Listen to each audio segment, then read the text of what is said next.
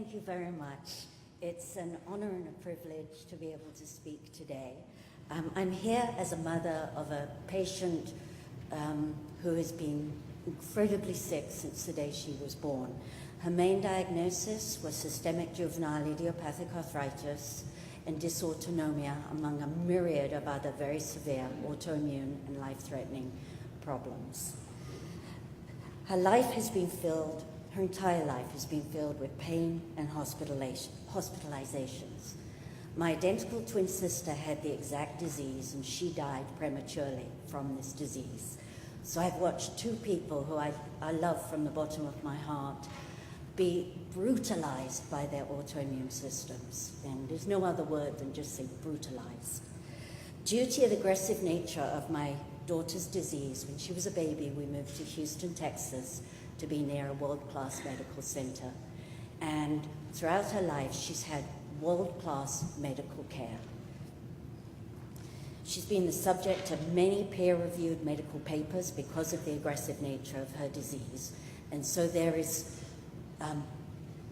mountains of very sophisticated bio and genetic data on her case.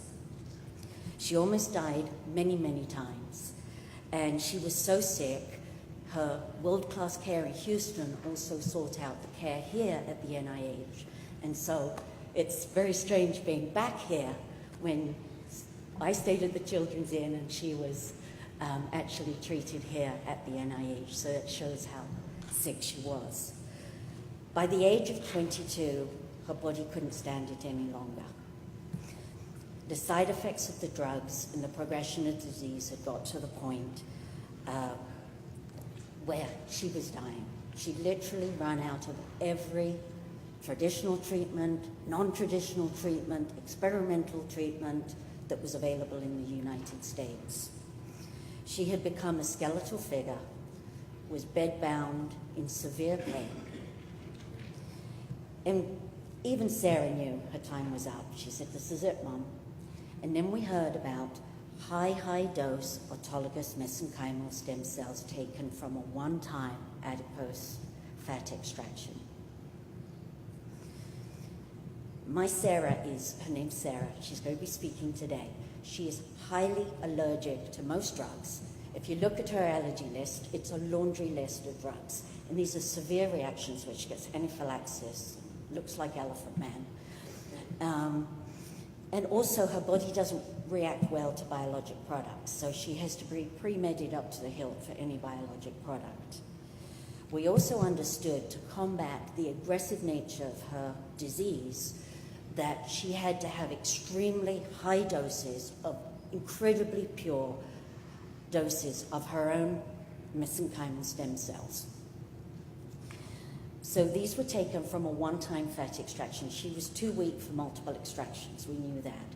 Just the one-time fat extraction put her into a cytokine storm. We deliberately sought out the FDA-regulated biotechnology company called Celtex Therapeutics to bank, expand, and culture Sarah's stem cells in their CGMP laboratory that is regulated, and they look at all the safety margins and everything and really adhere closely to everything that the FDA wants. And we thank you for that, and that is one of our biggest reasons. It had to be a CGMP lab. They had to have safety measures in place. People often worry that stem cells are not safe. And firstly, it's important to remember that Sarah's stem cells were manufactured in an FDA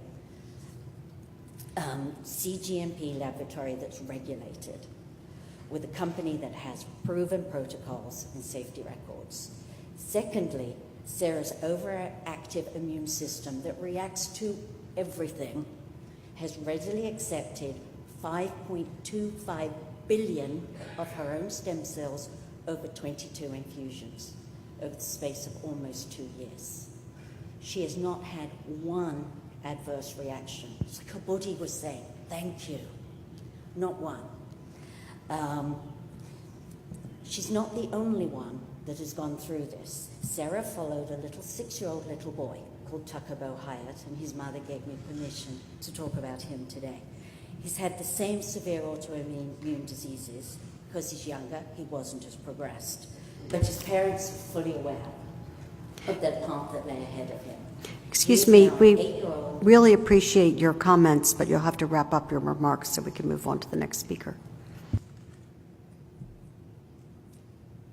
Tuckerbo and Sarah have survived because of their high-dose stem cells without any reaction whatsoever. What saddens me is that they had to get on a plane and fly to Mexico to receive their own stem cells that have been manufactured in the United States. In closing, could I ask that we look at Celtex, and from all the research, they've been the leaders in regenerative medicine from everything that we could find.